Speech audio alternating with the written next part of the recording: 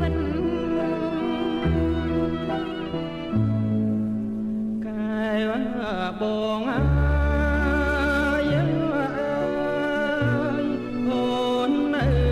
ទីណារដូវ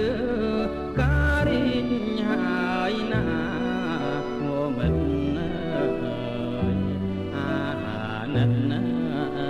បង្ហាញរូបកាយស្រីឲ្យប្តីយល់ផង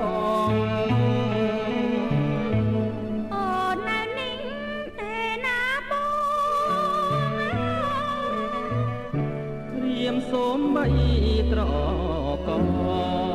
មិនបានណាទេបងអាសូមណា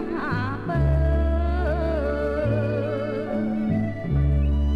បើមិនអាណិតដល់រូបបងសូមតែស្នេហ៍ស្នងអសុគោយំទីរកបៅស្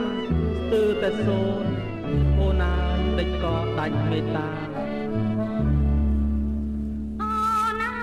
មិនអាចបងបងបានទេนิ่งគឺបញ្ជាព្រះរាជបិតា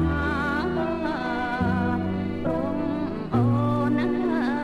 មិនមែនមនុស្សធម្មតាតែណាប្រថ្លៃ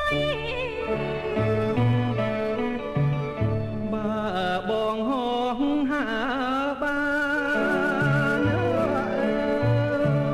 បងនឹងទៅតាមពីស័យទួងពីវិតខ្សែក៏មិនសោកស្ដាយរៀងខ្សែបានប្រងបងអើយនៅអើយបានសង